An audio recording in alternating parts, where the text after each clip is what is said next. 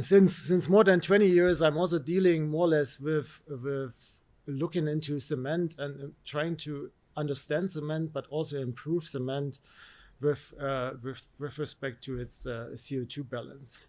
And one thing that we want to make sure for a cement is that it's working well, and that it's also working well in the application. And in order to make it working well into application, we need to understand all its properties. One part is the hydration that Karen just talked about. And the second part that I'm referring to is looking into one specific component of cement, which is calcium sulfate or sulfate. And I'm going to try to convince you that it is important that we have a very close look to sulfate, because this can, at the end of the day, impact the performance of the final cement and the concrete very much. And I'll brought you a few aspects along today. So basically, when I'm starting about looking into sulfates in cement, that's actually probably also something that is the reason why I'm here, because when we looked into all these nice micrographs on cement, and I started to study that in Weimar, I think in the late 1990s, and then we started to have environmental scanning electron microscopy there, and we looked into this very interesting micrographs, and we saw etching guides and AFM phases, and they have a lot to do with sulfate. And actually, I started to fall in love with the material just because of that micrographs, and probably this is one of the reasons why I'm here today, because otherwise I would have probably been a structural engineer, because this was my ambition when I started to study civil engineering. But as very often in life, paths develop, and my path has developed towards, well, cement chemistry. Right, so what have I brought you along? I mean, at the beginning, I would like to just talk a little bit about why sulfate optimization is generally important for cement performance, and what can we do in order to optimize the sulfate, and how it's been actually done in the industry. And then finally, I'll move on to show you one tool that was also introduced before, which is isothermal colorimetry, in order to also better visualize the optimum sulfate and to basically simplify the optimization, maybe in the lab, but also in the potentially on a cement plant level.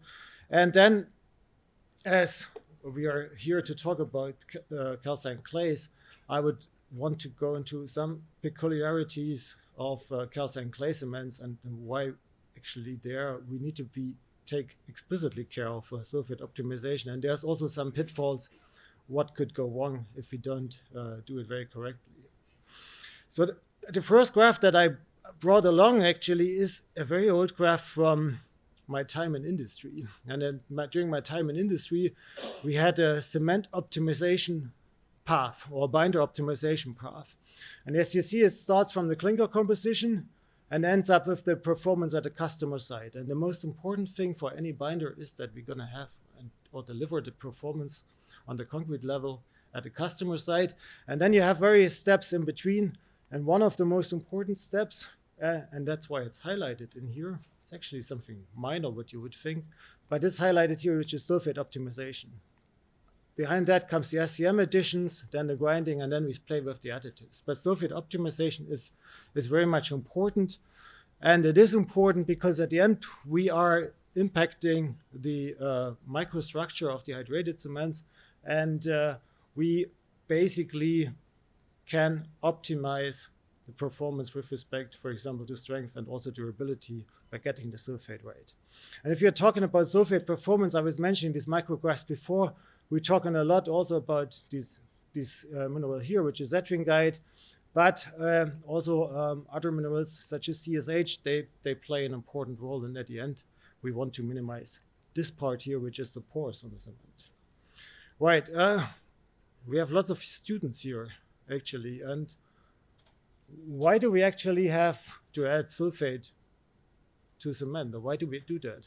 Why don't we just stick to the 4 clinker phases that we have in grinder? What would happen? And what happens if you have a flash set? So the concrete cannot be placed, and we cannot work it with it exactly. And actually, normally I was about to ask you to bring me some ground clinker just to demonstrate it here, but I forgot. But I see your students are well educated. I don't have to do that. Probably have done the job already during your lectures. So the answer is correct. So we're going to get a flash set, and that means we lose workability, and that flash set is caused due to an uncontrolled hydration kinetics of a C3A. And what happens if we have this uncontrolled reaction kinetics of a C3A? We are forming lots of these large platy AFM crystals that you see here, and they act like stiffening the material, and that basically ends up with a dramatic loss of workability within minutes or seconds. So, and therefore, what we can't do is basically we can't transport our concrete anymore. We wouldn't get the mixture out of the mixer. And at the end of the day, we will not get a good concrete out of that. But you will see in the talk, it's even more complicated than just the impact on the rheology, because it also interferes with the silicates and even with the SCMs that we add during our cement production. So what we do instead, we add the sulfate, or in form of calcium sulfate typically, and then what we see is that the hydration kinetics of the C3A, or the eliminate phase, is retarded, mainly due to a sulfate sorption on the reactive C3A surface. I mean, this is what people at least have shown so far, and this is the current understanding, that this blocks kind of the dissolution of the C3A, and therefore we have only a limited phase evolution at the very first seconds. We're going to get a few adringite crystals forming relatively fast, but this adringite has a rather small crystallite size, and it's not these big platy AFM crystals, and therefore typically we don't get any problems with the workability within the first minutes, and therefore we can transport our concrete, and we want to make sure that it comes to the construction site before the sulfate is being depleted. So what do we add as sulfates? I was mentioning typically what we use is calcium sulfates of two different types. So we typically add a mixture of gypsum, which is calcium sulfate dihydrate, and anhydrate to it, depending what we have available. And also that depends a lot on the clinker chemistry that we have on the plant. And therefore, this sulfate optimization is typically a very tailored process that you do on a cement plant by cement plant base. And then we have a third phase, which is the hemihydrate. So this is nothing else than a dehydrated gypsum. And this hemihydrate is something that we get as additional phase due to the dehydration of the gypsum and the cement mill. So during the cement milling, we put the clinker in, we put also the calcium sulfate in. And if the temperatures are larger than 100 degrees or so, we have part of that gypsum being losing water, and then we get a hemihydrate forming. And hemihydrate can be very beneficial because hemihydrate has typically much higher solubility than the dehydrate or the anhydrate.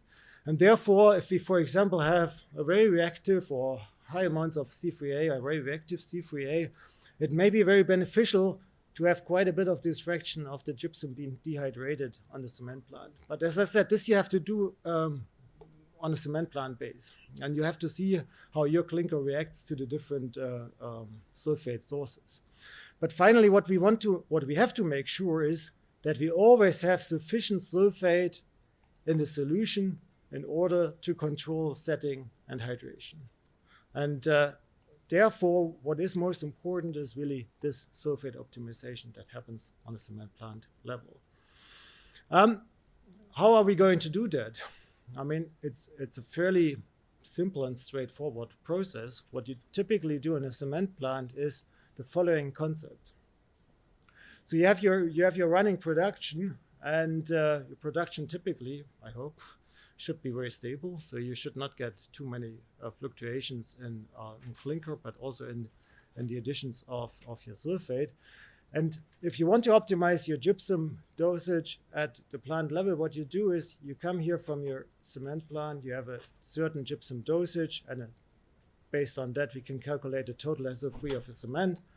And then we increase the gypsum dosage, maybe here in that case from 4% to 8%.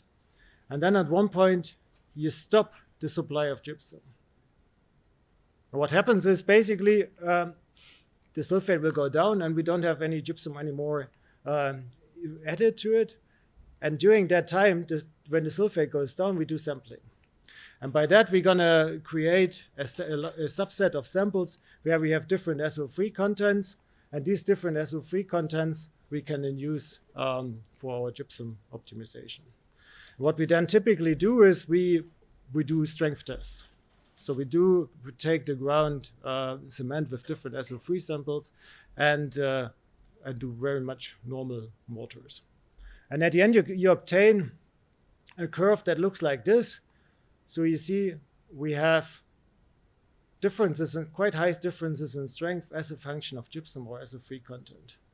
And you can see here, at some point you see you're going to reach an optimum, and if you're above that optimum, your strength tends to decrease again. And you see that the optimum is slightly different at different ages. Typically what people do is they optimize it for 1 day strength, but it could also be that you look more into the delayed strength evolution. And finally, this is more or less about it, what you do in practice in order to come up with an optimum gypsum. And you see here in that case, we have around about 3.5% of SO3 for 1 day and maybe 2.5 for 28 days. So probably the truth is somewhere in the middle, what you do. So at the end, the message is that we have a very strong influence of the added sulfate to the strength development, because what you also see is that if we don't have that optimized, your strength can be maybe half of it. So you're wasting a lot of potential of your valuable clinker, and this is, of course, something that you don't want to do on a cement plant level. Right. What else does impact gypsum optimization? It also, to some extent, impacts the setting time. So what you typically see is that with increasing SO3, you get a slight increase of the initial and the final set. And what you also tend to see is that your optimum SO3 tends to be a little bit higher at late ages. But this is, as I said, this is very just rule of thumb. You know, you cannot really say it, and you need to do this on a plant by plant base. And finally, I mean, really the main message is you need gypsum is very important in order to control your optimum performance. So beside the normal gypsum, you can also use industrial byproducts. And I think here in India, you do this from time to time, or at least there's quite a few reports out where you use byproducts such as desulfogypsum from the flue gas desulfurization, or phosphogypsum or fluorogypsum. The issue is what you have to take care here is it comes with some impurities. And some of the impurities that may be detrimental to the hydration of your system.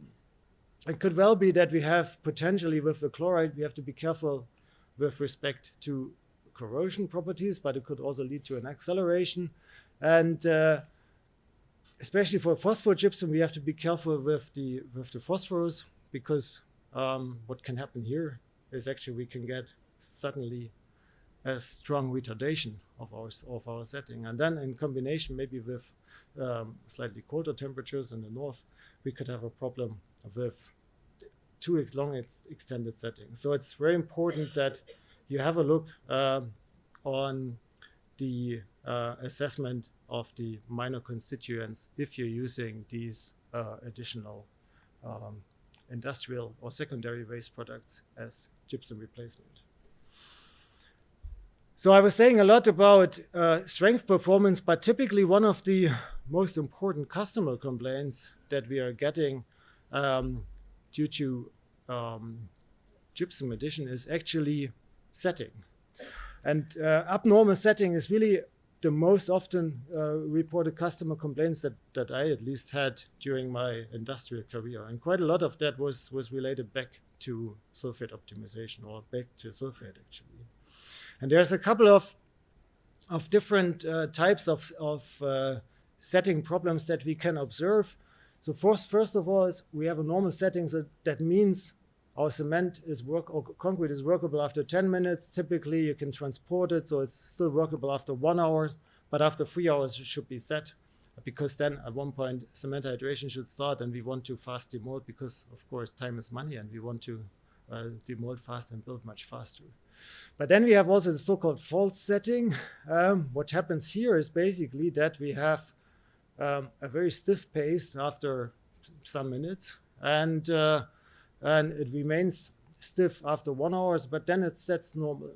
And this is something which is related to an excessive dehydration of the gypsum, for example, in the cement mill, because what we can have here is if the temperatures are going too high in a cement mill, a lot of the gypsum can be converted to hemihydrate, and the hemihydrate is a very nice material because, for example, if you have a flat at home and you want to move out and you have a lot of pictures on the wall and you have a lot of holes in there where you put your nails for the pictures, you put in some gypsum into it, and typically this gypsum that you put in there is hemihydrate because it's very fastly drying. So it sets within 10 minutes or so.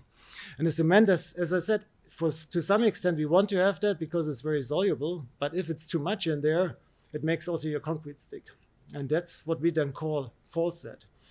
And then we have the flash set that was mentioned earlier by you before, and the flash set and the false set by the eye at the beginning, they're not really distinguishable. So basically what we do see, we see an immediate loss of workability. The main difference that we see with a false set is if we would throw the stuff back into a mixer and we wait a bit, and we can basically remix it, because these hemihydrates are then not so stiff, and they basically dissolve with time and form etching dyed. Whereas this plate AFM crystals, if we don't have enough sulfate in there in a flash set, they don't dissolve and they stay there. So we're gonna get a reversible action if we're gonna remix that.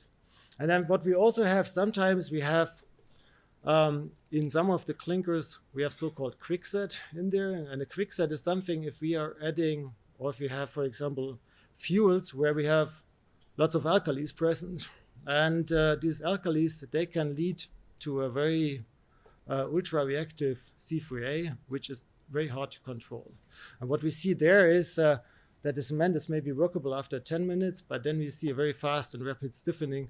So after 1 hour, the stuff is already set, and this is also not good because then the concrete arrives at the construction site. It was very good at the beginning, arrives stiff at the construction site. So what are people tempted to do? Maybe somebody, what do people do if the concrete arrives stiff at the construction site? They mix water, they add water, exactly. And this is, I guess, also something you learned what you shouldn't do. Because this is always an exam question I ask to the students. How many liters of water can you add on the construction site? And if they start to answer and to come up with a number, they're failing the exam. Or at least I send them out to think about. Because this is something you're actually not allowed. Because at the end of the day, when you're adding too much water on the construction site, you're spoiling your initial concrete mix design. That means you're going to create more porosity, and finally the strength goes down. So this is something which you don't want, and typically this can be related to, as I said, a too reactive cement. And then we have a case of unwanted retardation. There, the cement is workable after 10 minutes. It looks really nice after 1 hour, but after 3 hours, you become suddenly impatient, and after 5 hours, it's still there, nothing hardens. And your boss is coming and say, oh, well, we're gonna have to demold. And now you also get worried, and you start to look, something is wrong. And this can happen, for example, if you have phosphorus in your cement, or also you can have fluoride in the cement, because then it acts like a retarder.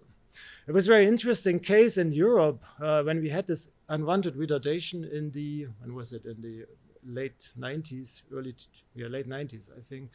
We had lots of problems in the UK, mainly because there was a so-called mad cow disease happening.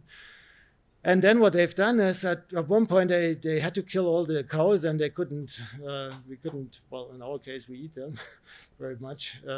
Here it's probably not the case, as I know. And in Europe, it's there the case that we had to kill the cows. We couldn't basically process them further as food. So they burned them and or made animal meal out of it. And since in the in the bones of the cows, there's lots of phosphorus, as also in our bones. Basically, what happened is we got a lot of phosphorus contamination in our cements, and we got this unwanted retardation, and we basically very soon started to look what is the limit of phosphorus that we can basically tolerate in our cements. And that comes from this, animal meal at that time. And as I said, we had a couple of the other setting problems that are easily to overcome. For example, the flash set. I mean, there it's something really what you have to go back is you're going to do proper sulfate optimization. And the fourth set where we have the semi-hydrate, you need to decrease the mill temperature. It's also something that you can do relatively fast, or you have to spray in water into your mill. And if you have a quick set, it's not so easy to handle, because there you need to look back into your raw materials and your fuel, because there you have to get down with either with the alkalis, or you need to increase the sulfate in the fuel in order to balance the sulfate to alkali ratio in order to leave out this very highly reactive C3A modification. But that goes well above the scope of that presentation. So finally, in order to conclude from a practical point of view, what is important in order to optimize sulfate is to look into the sulfate source, C3A content, alkali content, temperatures. The higher the temperature, the faster your reactions. Also, what I didn't talk about is chemical admixtures, and something I will talk about later on is the nature and the amount of SCMs that we are using. So these are all factors to be considered in order to optimize the sulfate content, and this is typically done on a plant-by-plant level. So this is a bit the practical excursion I wanted to do today with you, to understand basically why we're doing sulfate optimization and how it's been actually done on the sulfate level, because maybe some of the students are not really familiar with that. But what we want to do, of course, is we need to understand sulfate optimization. And this is something that is quite important. And what we have seen in the last 20, 30 years is we've seen that isothermal calorimetry helped us pretty much to really well understand sulfate optimization. And actually, it's not just the last 20, 30 years. It was already in the 1946 when the guy from the Portland Cement Association, Lerch, started to look into this optimum sulfate content, and he looked into basically the isothermal heat profile of all the Portland cements, and he basically looked at it and checked which cements are working well and which cements are not working well. And finally, what he realized is that all the cements that are performing well, they show a typical 2-peak curve. And they realized that the second peak has something to do with the sulfate, because the more sulfate I add to my system, the later comes this second peak. And this was basically the birthplace of what we call a sulfate depletion peak. And I'll tell you what is happening actually at that point in stage during cement hydration. And what Lerch also said is that sulfate depletion peak should come after the main hydration peak, which is then what we found out later is the main halide hydration. And if it comes before, then we speak about a so-called undersulfated system. And this is not good, because we're going to have all the problems, not just flash set, and I will show you later also issues with the ultimate cement performance. So the whole thing that Lerch found out is still definitely true of today. And here you see a well-sulfated system. So this is a Portland cement with 5% gypsum, and we're going to see here the sulfate depletion peak as a little shoulder here, which is present here just after the main hydration peak, which is the halide that Karen talked about before. And now we're looking into a system that is undersulfated, and here we only on purpose added 1% of gypsum, and what you do see here is a very fast peak that happens after 1 or 2 hours. So we're going to get this sulfate depletion much earlier. And what you also see is that suddenly we have a retarded formation or retarded hydration of the halide, and we have a much lower strength at the end of the day, because we don't get much out of this halide at later ages, at least not in order to come up with a good performance at 24 hours, because the whole thing is dramatically delayed and also pulled apart. You see that peak is much broader. So this is a very much a picture that you can see in the colorimetry for an undersulfated system. That's why these heat profiles are helping you very easily to understand these undersulfated systems. And this is something you can also do with a normal thermometer. This is something we've done in industry. So we've developed so-called semi-adiabatic heat tests where we just record the temperature and you would get a very similar profile. And if you see a very high temperature increase right at the beginning, this is always a sign that there's something wrong with your sulfate in the cement. So finally, what we're aiming for is really something like that. So as Lerch said, and if I cite him, in a well-sulfated system, the gypsum depletion occurs after the main halide hydration peak. So this is going back to 1946 and is still true today. And if we're now integrating the area under that curve, we have a simple, what we call in civil engineering, maturity function. And maturity, I don't know who is civil engineer here, is something that tells you, which we can easily relate to strength. And this is something that we can do now also here. And that's what people from Aalborg had done in the past. So they basically integrated the areas under the curve, related that to strength, and had shown that basically colorimetry is also quite a nice tool to draw conclusions with respect to the strength evolution of your cement. And we can bear that in mind because we can use that also later for our sulfate optimization.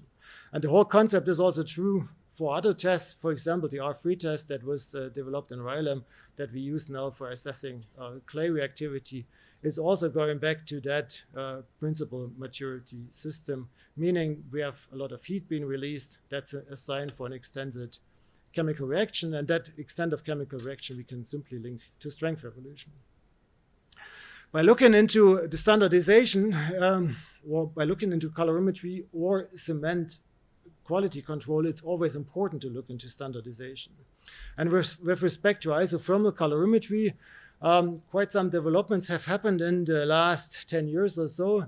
So in the US, there is a standard out from 2018, which now also allows you to use isothermal colorimetry in the spirit of Lerch to optimize your sulfate, meaning that you don't have to do your tedious strength tests anymore, so you don't have to employ a lot of people in the lab to do strength tests. You can simply let the colorimeter do the work.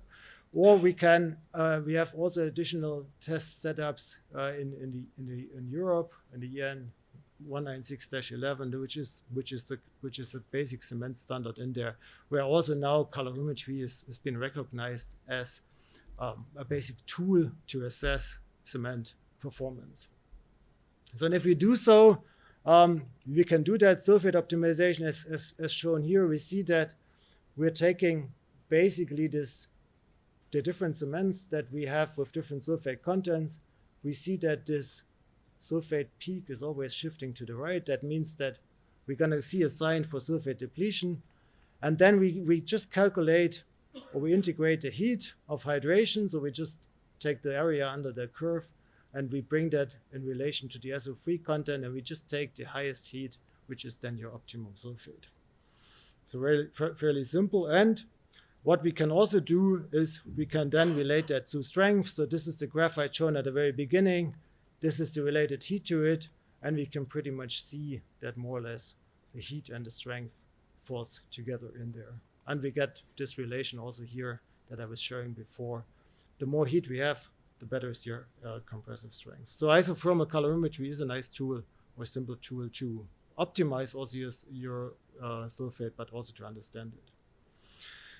Coming back to the understanding, I mean, what we want to know is what happens in undersulfated systems. And what happens in undersulfated systems is not just that we get a flash set, but we also have a problem with the early strength. And this has been shown here. So here we have the 5% gypsum. So at one day we have maybe 15, 20 megapascal. But if we only add 1% of gypsum, we only end up with 5 megapascal. And this is related back to this retarded hydration of the halide. And we're going to look closer to what happens in terms of cement chemistry. And we can do that by, for example, applying thermodynamics. And if you apply thermodynamics to cement, I mean, that's something I've done during my career quite a lot. We're going to get distinct solid volume graphs. But what we can also do is we can look into the composition of the pore solution. And that's something we can also apply to this, to our gypsum optimization, because what we do see, if we have gypsum present in our system, at the very beginning, we have a very much gypsum buffered system. That means that the sulfate concentrations in the pore solutions, they are rather high because there's gypsum there, it's rarely soluble.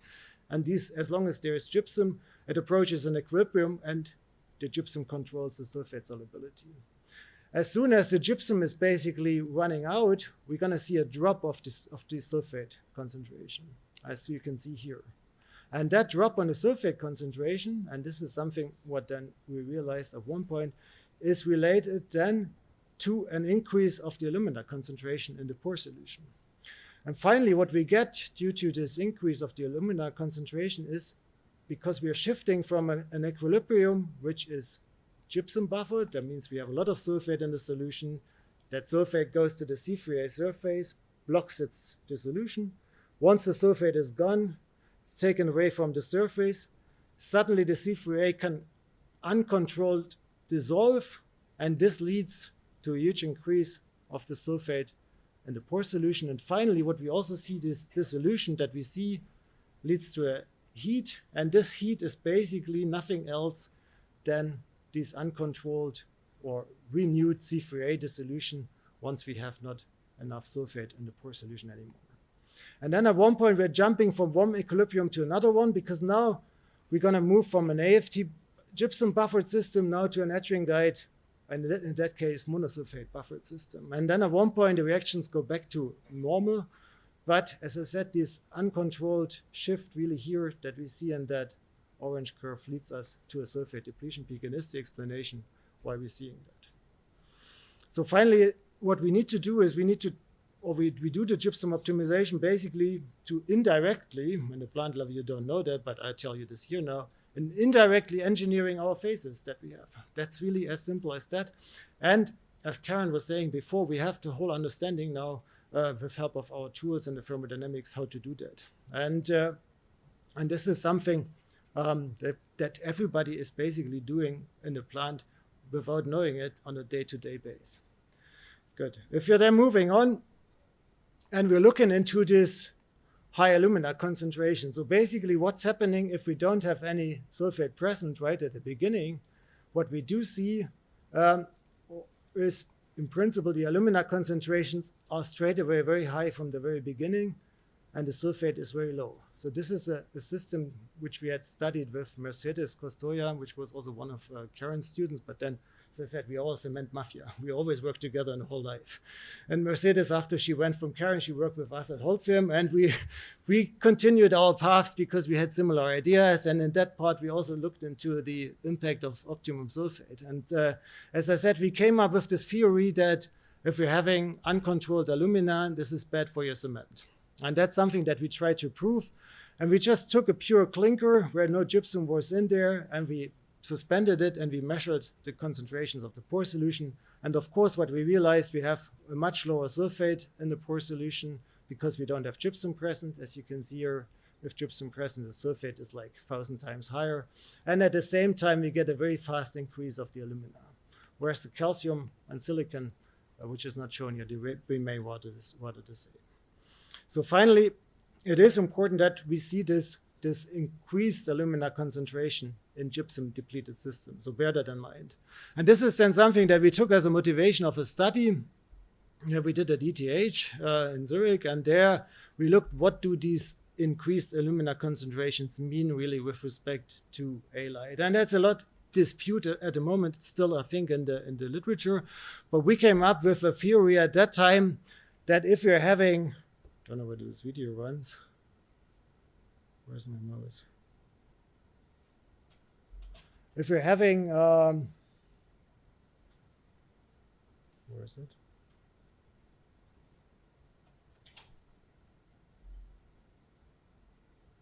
Whatever, doesn't like to run. Well, anyhow, then I show you. If we're having high concentrations of alumina in the solution, we also have calcium in there. And what we do form at one point is a calcium aluminum hydroxide complex. And that complex that you see here, which should form in principle, goes to the C3S surface that you see here. And these complexes, they basically attach to the surface of the C3S or of the halide, and therefore it blocks or poisons kind of the reactive surface of the halide, and it prevents a further dissolution of the halide. And this is basically shown a little bit better here on that picture. And what we get due to that is we get as function of the alumina concentration a strong retardation of the halide hydration. And that's been basically the explanation why we see these issues with the optimum sulfate. So if we are not having enough sulfate present, alumina goes up. That alumina goes to the surface of the C3S, and it basically blocks the surface from this C3S or halide to dissolve. And only once we are reaching a critical pH, these alumina complexes are being destabilized, and then the reaction can continue. But if this is later than 1 day, we have a very low early strength, of course. And this can be also seen in the experiments, as you see here on the left-hand side. That's a study that we've done with Elisabetta Pustovka at ETH.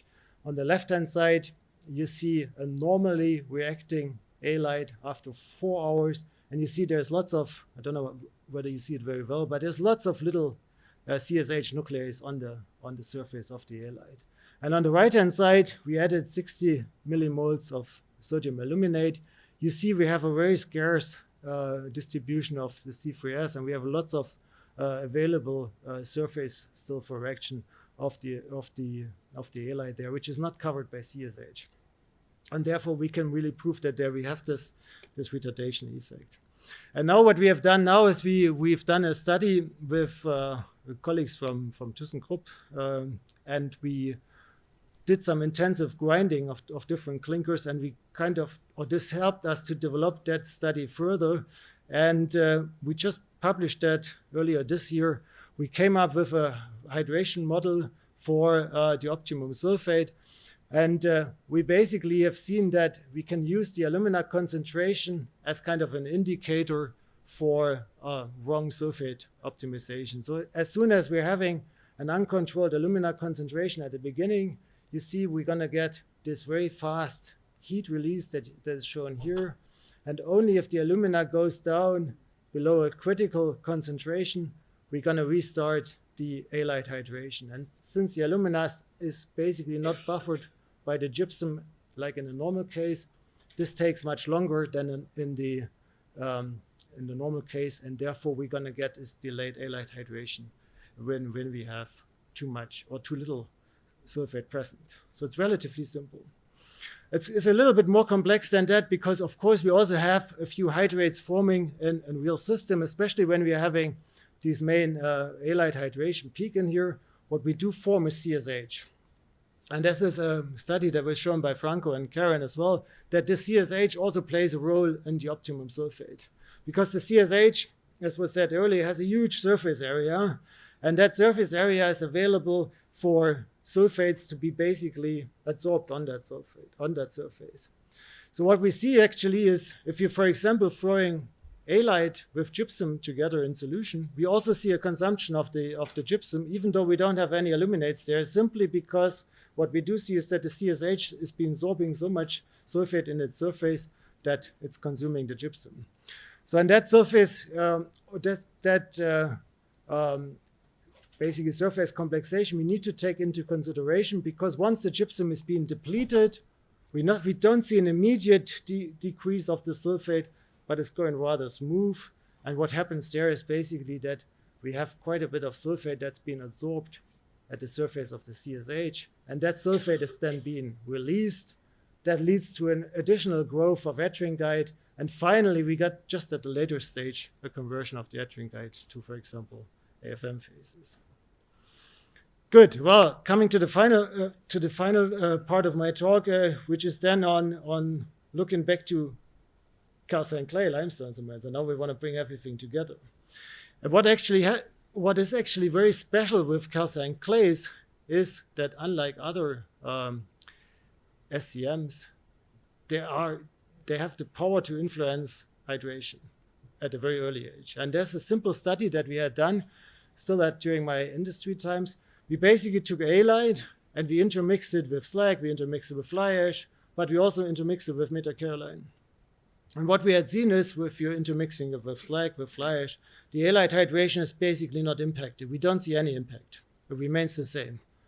As soon as we're adding metakaolin to it, what we see is we're going to see a huge retardation of the halide hydration. And as soon as we're adding gypsum to the system, we see an acceleration to it. So what we see here is something happens with respect to chemistry and physics that is being related back to our calcined clay, or basically in that case to the metakaolin fraction of the calcined clay. And now we want to understand what's happening further. And basically one message that is important to take away for these calcined clays, that typically we have in calcined clay cements a much bigger sulfate depletion peak that we see here. That means that we're going to have a much higher extent of the aluminate reaction than in normal cement systems. And what we also see is that we have typically a higher sulfate demand compared to other SCM-rich systems. And I think this was also shown before by Karen from a study from Matschei, who actually also then worked with me at one point. Actually, it's always interesting. We follow the same pattern. And who has shown that if we're adding sulfate, we can easily increase the one-day strength of a limestone calcined clay cement by 50%. So takeaway is that these LC3 type cements, they show a higher sulfate demand than traditional blended cements. And what is another issue is with that is, and that's probably a warning that goes a bit to the industry, is if you are making your standards as a product standard for calcined clays, and you add this calcined clay uncontrolled to your existing Portland cement, you're at a severe risk of undersulfation, which could happen if you're adding a lot of this calcined clay to it. And this is just shown here. So here you see different, it's also a study from Karen and Franco. If we're adding no additional gypsum, we're almost at the edge of undersulfation of our cement system. So this is something to watch actually. As I said, if you're adding basically calcined clay at a batching plant. And why I'm saying this, because in the past we had a similar case of that in the US, because we had there added so-called sea fly ash to concrete, uncontrolled concrete. And what we realized at one point was that we got, just was during my Holcim time, a lot of quality control problems on the concrete side. Suddenly the one-day strength dropped, they had unwanted retardation, and what they had realized at that time was they simply added way too much sea fly ash and way too little sulfur, and your systems were suddenly undersulfated. So this is something to watch for if you do this on the concrete batching plant. So what does actually the calcined clay do? Why does it actually have a much higher sulfate demand? And that's something we are currently exploring in a project together with Menas here, also with Shashank, with some other colleagues from Dijon, Cuba, and Copenhagen. So we want to understand basically what happens at early ages in calcined clay limestone cements. And one thing that we had realized at that time was that there is good tests to understand the late reactivity of clays, but there's nothing really to understand the early age reactivity. So for the late reactivity, we have this typical R3 test that's now also been standardized in the cement standards in Europe, but we don't have anything for early ages. And for early ages, therefore, we looked now into developing a test setup that we call a model system for the moment, where we simply use the calcined clay together with some calcium hydroxide and some gypsum, and we treat the clay as like a clinker phase. So we treat it like a reactive component that basically reacts on its own in presence of calcium hydroxide and calcium sulfate, a bit similar like in the R3 test, but here we focus very much on the early age. And we do this by adjusting the weight ratios of gypsum and Portlandite so that we are having similar gypsum contents such as a normal Portland cement. And one thing that we quickly realized is that, or what we asked us as a question is, does actually the clay chemically contribute to early age hydration, less than 24 hours. And as was discussed before, I think for most of the other SCMs, at less than 24 hours, they're not really reactive. But for the calcined clay, it's totally different. Because what we see there is basically we can answer that question with a yes. And if you look into a reaction profile of a pure calcined clay with calcium hydroxide and calcium sulfate, we're going to get a really nice reactivity profile, which can be explained very well again with thermodynamics and with the simple phase relations. So we typically see two peaks in that reaction profile from this calorimetry curves. So at the very beginning, we're going to get a very fast dissolution. So this is our dissolution stage until we have that point here. And that, when we reach that point, we're going to get a precipitation of typically ettringite, but also CASH or CSH phases. And then we have a very continuous reaction where we see the heat flow is more or less constant. And at one point, we are running out of sulfate. So similarly as in the normal Portland cement systems, we're also going to get a sulfate depletion peak here. And finally, then we're moving from a ettringite controlled reaction more or less to a CSH controlled reaction, and we're going to go transform the ettringite to AFM, and we're going to do this on a much lower heat level. So this is quite cool because what we can now do is we can take every kind of clay and assess it for its performance individually and look at how does it impact early age hydration. And if you look into the heat output, if you integrate that curve, it's quite substantial. It's maybe half of the reactivity of maybe an LC3 cement. And that now we can do this, as I said, we can benchmark any kind of clay. So here if we see now, this is from our project that I was showing before, we have different kinds of clays, and we just benchmark them. And you see straight away which cements are more reactive because they show basically a faster gypsum depletion.